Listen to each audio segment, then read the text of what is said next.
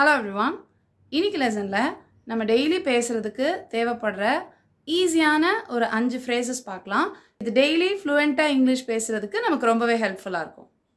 First one, நம்ம ஏதாவது ஒரு தப்பு பண்ணிட்டோம் அப்படின்னா, ஐயோ தப்பா பண்ணிட்டேன் நான் இப்படிலாம் சொல்லுவோம்ல, நான் தப்பா பண்ணிட்டேன் ஏன் தப்பு தான் அப்படிலாம் சொல்லுவோம்ல, அந்த மாதிரி என்னோட தப்பு தான், ஐயோ நான் தப்பு பண்ணிட்டேன் இப்படியெல்லாம் சொல்றதுக்கு இங்கிலீஷ்ல ரொம்ப ஈஸியா மை பேட் அப்படின்னு சொல்லிட்டு சொல்லிடலாம்.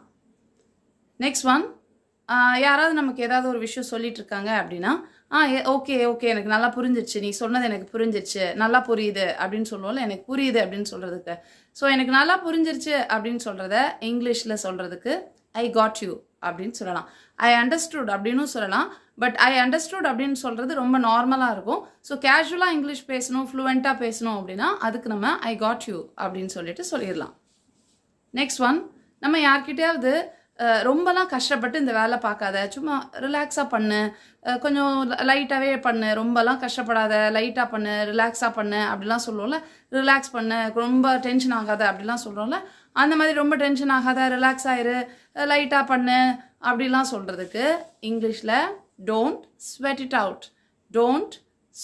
அவுட் அப்படின்னு சொல்லிட்டு சொல்லிடலாம்.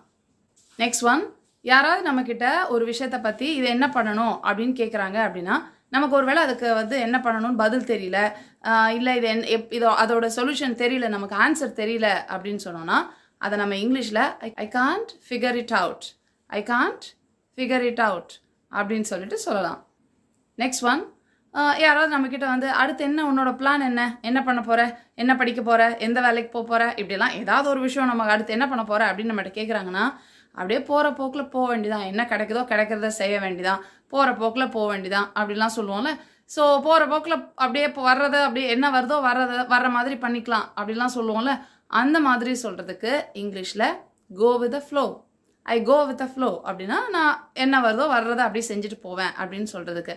இதே அடுத்தவங்கள நீ அப்படி வர மாதிரி போ அப்படின்னு சொல்லி அடுத்தவங்கள்ட்ட நம்ம சொல்கிறோம்னா you go with the flow அப்படின்னு சொல்லிட்டு சொல்லிடலாம்.